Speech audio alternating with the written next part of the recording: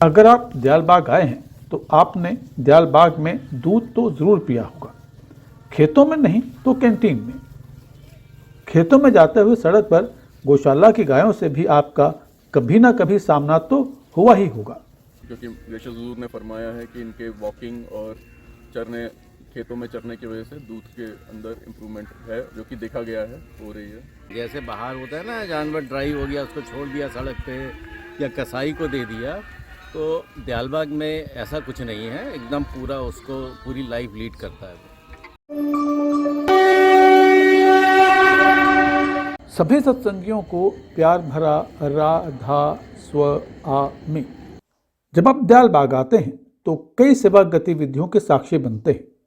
कुछ ऐसी होती हैं जो आपके जहन पर छा जाती हैं, जबकि कुछ को आप चंद दिन में भूल भी जाते हैं।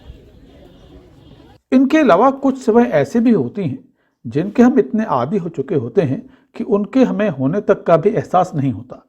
वैसे ही जैसे सुबह होने पर हमें उजाला होना कुछ खास नहीं लगता, रात होने पर तारों का होना हमें कुछ खास नहीं लगता, या हवा चलने पर पेड़ों के पत्तों का हिलना कुछ खास नहीं लगता है ये सब तो ऐसे ही है, ऐसे तो होता ही है।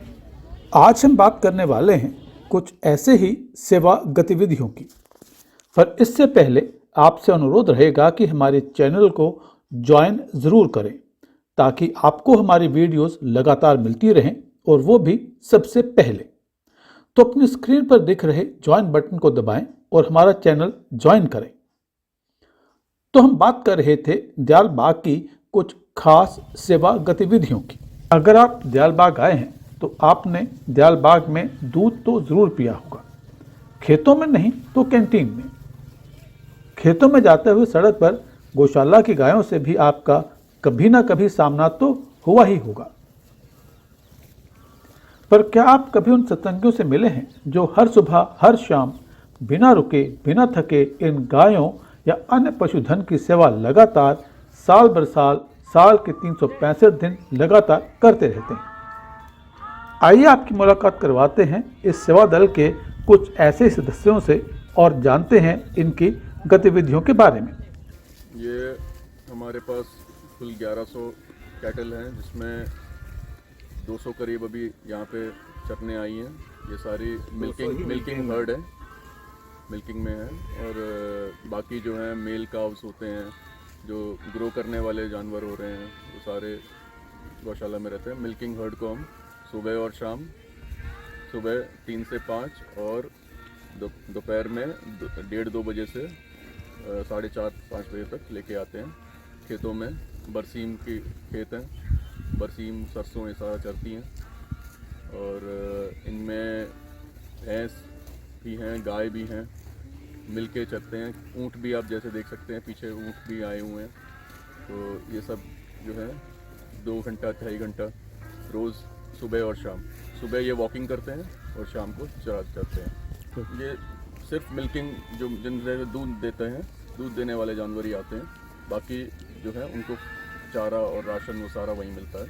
इनको भी चारा राशन वहीं देते हैं हम, और ये एक्स्ट्रा एडिशनल, क्योंकि यीशु हुजूर ने फरमाया है कि इनके वॉकिंग और चरने, खेतों में चरने की वजह से दूध के अंदर इम्प्रूवमेंट है, जो कि देखा गया है, हो रही है।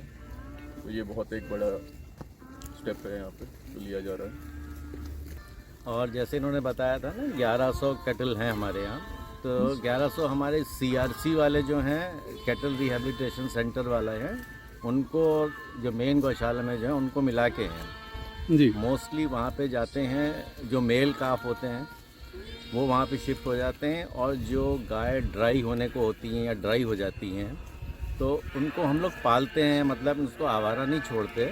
बहुत बढ़िया। और उनका बराबर फीडिंग और दवा दारू हर तरीके से सफाई, और उनको भी हम लोग वो करवाते हैं, ग्रेस करवाते हैं उनको। उनकी भी पूरी सेवा की जाती है जी, उनकी भी पूरी सेवा की जाती है, उनको नेग्लेक्ट नहीं किया जाता है। हाँ, जैसे बाहर होता है ना, जानवर ड्राई हो गया, उसको छोड़ दिया सड़क पे या कसाई को दे दिया, तो दयालबाग में ऐसा कुछ नहीं है, एकदम पूरा उसको पूरी लाइफ लीड करता है।